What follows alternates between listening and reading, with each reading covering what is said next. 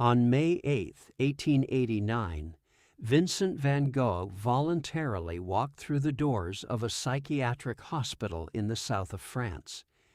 He wasn't committed against his will, and he wasn't dragged there in crisis. He checked himself in, hoping for structure, safety, and a place to keep working. After a breakdown months earlier had left him deeply shaken, the hospital gave him a bedroom on the second floor, with a single window facing east, fitted with iron bars.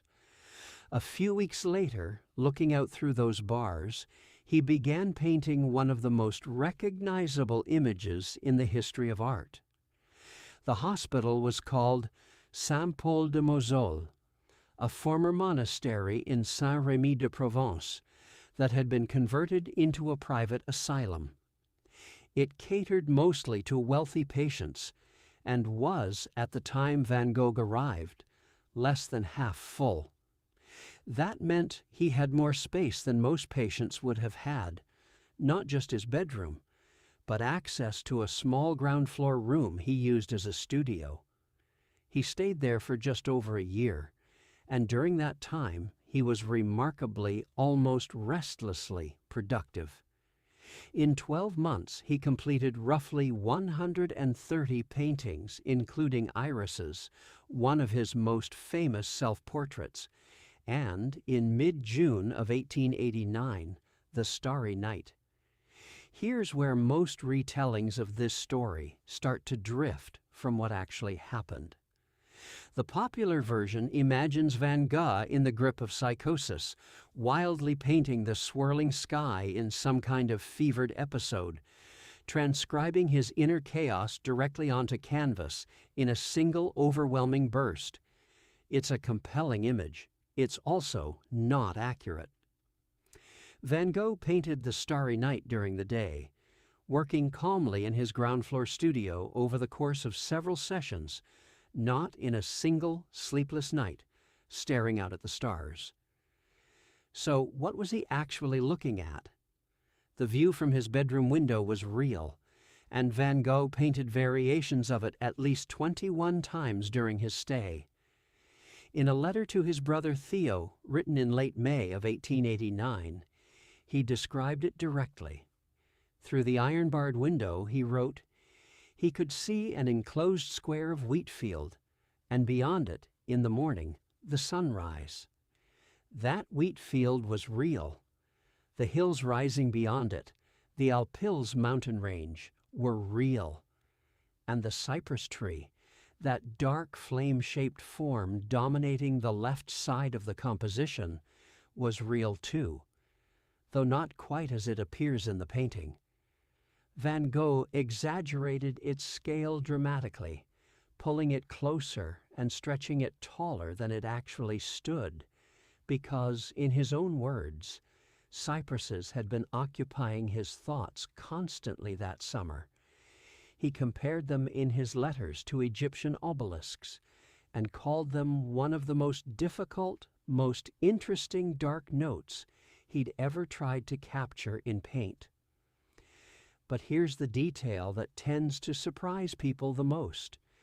The village nestled at the base of the hills, complete with its distinctive pointed church spire, was not something Van Gogh could actually see from his window. It doesn't match the real layout of Saint-Rémy at all. Historians who've compared the painting to the actual topography note that the church in the painting more closely resembles the kind of steepled churches Van Gogh grew up around in the Netherlands, one of which his own father had worked in as a minister, rather than anything found in the south of France. In other words, part of what looks like a documented view out of an asylum window is actually memory, invention, and homesickness, quietly folded into a landscape that otherwise reads as observed reality. The sky itself takes this even further. The swirling blues and yellows that dominate nearly 3/4 of the canvas weren't copied from a single night of stargazing. Van Gogh did write to Theo about seeing the morning star, likely Venus, glowing unusually large in the sky before sunrise, and astronomers studying the painting have identified Venus positioned roughly where he described it. But the rest of the sky, the 11 swirling stars, the oversized crescent moon glowing on the right side of the canvas, doesn't match any single verifiable night sky over Saint-Rémy in June of 1889. Researchers have gone as far as trying to reconstruct the exact astronomical conditions of that month, and the specific combination of moon phase and star positions in the painting simply doesn't line up with anything Van Gogh could have physically observed from his window. The sky wasn't a record. It was a composition, built from fragments of what he'd seen, filtered through memory and feeling, and reassembled into something closer to an emotional truth than a literal one. This matters because of how the starry night is usually talked about. It gets treated as a kind of direct transcription of a troubled mind, as though the turbulence in the sky is a diagram of psychological chaos. But Van Gogh's own letters from this period tell a more complicated, more grounded story. He wrote about color theory. He wrote about brushwork, about influences, about his ongoing correspondence with fellow painters like Gogh and Bernard. He described the cypresses with the analytical eye of someone thinking carefully about composition, not someone simply venting distress onto canvas.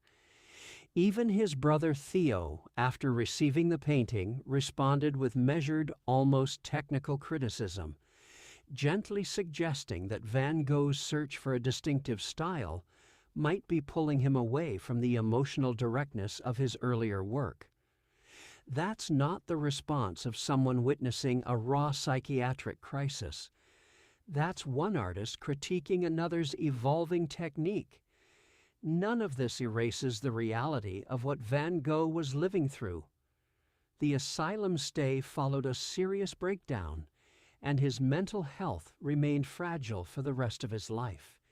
He would take his own life just over a year after leaving Saint-Rémy. But the starry night itself sits in a specific, calmer window, inside that larger, harder story. It was made by someone who had voluntarily sought safety, who was working with intention and technical control, and who was still, in his own words, someone who found comfort simply in looking up. Looking at the stars, he wrote to Theo, always makes me dream. Maybe that's the real tension at the heart of this painting. Not a mind falling apart, but a mind trying deliberately and carefully to hold something together, turning a barred window and an invented village into one of the most quietly hopeful images ever painted from inside a place meant for people in crisis. What surprises you more, that the sky is invented, or that the church was pulled from childhood memory rather than the actual view? Let me know in the comments. Thanks for watching, and I'll see you in the next video.